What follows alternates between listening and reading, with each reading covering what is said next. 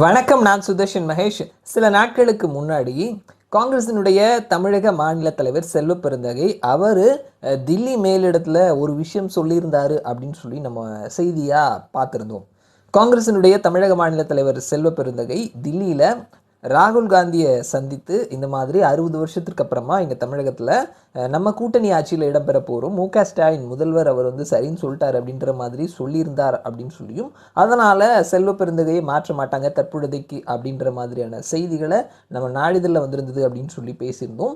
சமீபத்தில் காங்கிரஸினுடைய செயற்குழு கூட்டம் நடந்திருக்குது. அதில் எம்எல்ஏக்கள், எம்பிக்கள், மாவட்ட செயலாளர்கள், காங்கிரஸினுடைய முன்னாள் தலைவர்கள், காங்கிரஸினுடைய இந்நாள் தலைவர் அண்ட் காங்கிரஸினுடைய மேலிட பொறுப்பாளர் கிறிஸ் ஜோடங்கர் அவருடைய தலைமையில் தான் அந்த செயற்குழு கூட்டம் அப்படின்றது நடந்திருக்குது. ஸோ அந்த கூட்டத்தில் பேசும்பொழுது காங்கிரஸினுடைய முன்னாள் தலைவர் திருநாவுக்கரசர் அவர் தான் ஆரம்பித்து வச்சுருக்கிறாரு. இந்த மாதிரி காங்கிரஸை வளர்க்கணும், கட்சியை வளர்க்கணும் அப்படின்னா நம்ம ஆட்சியில் இடம் பிடிக்கணும், கூட்டணி ஆட்சி அப்படின்னு வேணும்னு கேட்குறதுக்கு கூட நமக்கு பயமாக இருக்குது.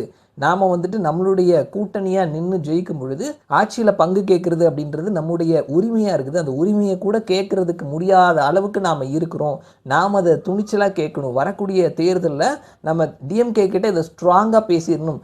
ஏன்னா இது சட்டமன்ற தேர்தல், திமுகவுக்கு ரொம்ப முக்கியமான தேர்தல். அவர்கள் தான் ஆட்சி கட்டில் தொடர்ந்து இருக்கிறாங்க. ஸோ அப்படி இருக்கும் பொழுது நாம் இதை அவர்கள்கிட்ட பேசும் பொழுதே ரொம்ப ஸ்ட்ராங்காக பேசணும், 45 தொகுதிகள் வரைக்கும் வாங்கணும் அப்படின்னு சொல்லி அவர் பேசியிருக்கிறாரு. அதற்கப்புறம் சில தலைவர்கள் பேசும் பொழுதும் அதே டோனில் தான் பேசியிருக்கிறாங்க. அண்டு மாநில தலைவர் செல்வ பெருந்தகை பேசும் பொழுது உங்களுடைய அந்த மைண்ட் செட், உங்களுடைய வார்த்தைகள் எல்லாமே எனக்கு புரியுது, என்னால் அக்செப்ட் பண்ணிக்க முடியுது, பட் முடிவெடுக்க வேண்டியது தில்லி தலைமை தான் அப்படின்னு சொல்லியிருக்கிறாரு. மேலிட பொறுப்பாளராக இருக்கக்கூடிய கிறிஸ் ஜோடங்கர் அவர் பேசும் பொழுதும் கட்சியை வளர்க்கணும் அப்படின்னா ஆட்சியில் பங்கு கேட்கறது முக்கியமானது. ஆட்சியில் பங்கு இருந்தால் தான் கட்சி தொடர்ந்து அடுத்தடுத்த கட்டத்தை நோக்கி வளர முடியும். ஸோ நான் இதை பற்றி பேசுகிறேன் அப்படின்ற மாதிரி சொல்லியிருக்கிறாரு. இந்த கூட்டத்தில் பேசும் பொழுது KS அழகிரி, பீட்டர் அல்ஃபோன்ஸ் இந்த மாதிரியான ஆட்கள் தான் பட்டும் படாமலும் திமுக கூட்டணியோடு தான் நம்ம இருக்கணும், நமக்கு ஆட்சியில் பங்கே தராட்டி கூட பரவாயில்ல, நம்ம திமுக கூட்டணியில் தான் இருக்கணும் அப்படின்ற மாதிரியான ஒரு டோன், ஒரு ஸ்டாண்ட் எடுத்திருக்கிறாங்க. ஸோ சத்தியமூர்த்தி பவனில் என்ன விஷயம் நடந்தாலும் உடனடியாக அறிவாலயத்துக்கு தெரிஞ்சிடும். அந்த அளவுக்கு விசுவாசமான கதர் சட்டைக்காரர்கள்லாம் இருக்கிறாங்க. ஸோ இந்த விஷயமும் நேரடியாக அறிவாலயத்திற்கு போயிடுச்சு. போன உடனே செம்ம டென்ஷன் ஆயிட்டாங்களாம் திமுகவினர்.